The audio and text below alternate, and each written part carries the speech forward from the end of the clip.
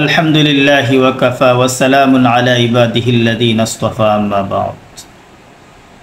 প্রিয় দর্শক, এই মুহূর্তে আমার ভিডিওটি যে যেখান থেকে দেখছেন সকলকে আন্তরিক মুবারকবাদ ও অভিনন্দন জানাচ্ছি। এই ভিডিওটি দেখে যদি আপনাদের ভালো লেগে থাকে, উপকারী কথা মনে করেন, তাহলে লাইক, কমেন্ট, শেয়ার করতে ভুলবেন না।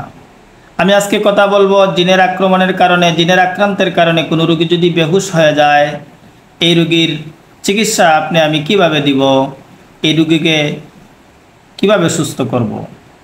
কুরআনের আয়াত সূরা সফফাতের 158 থেকে 159 নং আয়াত, দুইটি আয়াত।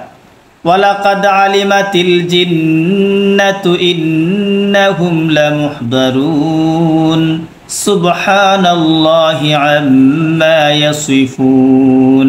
এই দুইটি আয়াত যদি আঙ্গুলের মাধ্যমে রোগীর কপালের মধ্যে লিখে দেওয়া হয়, ইনশাআল্লাহ রোগীর হুঁশ ফিরে আসবে। দ্বিতীয় নম্বর হচ্ছে, জিনের আক্রান্তের কারণে, আক্রমণের কারণে কোনো রোগী যদি বেহুশ হয়ে যায়, তার কানে যদি, ডান কানে যদি 7 বার আজান দেওয়া হয়, ইনশাআল্লাহ রোগীর হুঁশ ফিরে আসবে। তৃতীয় নম্বর তদবির হলো, কেহ যদি জিনের আক্রমণের কারণে বেহুশ হয়ে যায়, তার হুঁশ ফিরে আনার জন্য সূরাতুল ফাতিহা, সূরা নাস, সূরা ফালাক, সূরা ইখলাস, আয়াতুল কুরসি এবং সূরা সফফাতের প্রথম 10 আয়াত পরে তার কানে ফু দেওয়া হয়, ইনশাআল্লাহ এই রোগী সুস্থ হয়ে যাবে, এই রোগীর হুঁশ ফিরে আসবে। চতুর্থ নং তদবির হলো,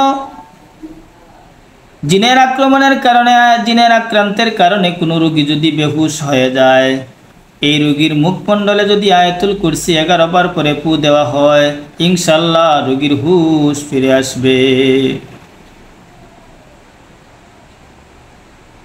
একবার হযরতে ইবনে মাসউদ রাদিয়াল্লাহু তাআলা আনহু, জিনের আক্রান্তের কারণে একটি রোগী বেহুশ হয়ে গিয়েছিল। কুরআনের কিছু আয়াত পরে এই রোগীকে ফু দিলেন, সঙ্গে সঙ্গে এই রোগীর হুঁশ ফিরে আসলো এবং সুস্থ হয়ে গেল। তখন রাসূল সাল্লাল্লাহু আলাইহি সাল্লাম বললেন, হে ইবনে মাসউদ, তুমি এমন কি পরে ফু দিয়েছো যার কারণে রোগীর হুঁশ ফিরে আসলো? তখন ইবনে মাসউদ বলেন, কুরআনের আয়াত সূরা মুমিনুনের 115 থেকে 118 নং আয়াত, আফাহাসিবতুম আন্নামা খালাকনাকুম আবাসাও ওয়া আন্নাকুম ইলাইনা লা তুরজাউন ফাতাআলাল্লাহুল মালিকুল হক লা ইলাহা ইল্লা হুয়া রাব্বুল আরশিল কারীম ওয়া মান ইয়াদউ মা'আল্লাহি ইলাহান আখার লা বুরহানা লাহু বিহি ফাইন্নামা হিসাবুহু ইনদা রাব্বিহ ইন্নাহু লা ইউফলিহুল কাফিরুন ওয়াকুর রাব্বি গফির ওয়ারহাম ওয়া আনতা খায়রুর রাহিমিন। এই আয়াতটি পরে আমি ফু দিয়েছি, রোগী সুস্থ হয়ে গিয়েছে, রোগীর হুঁশ ফিরে আসছে।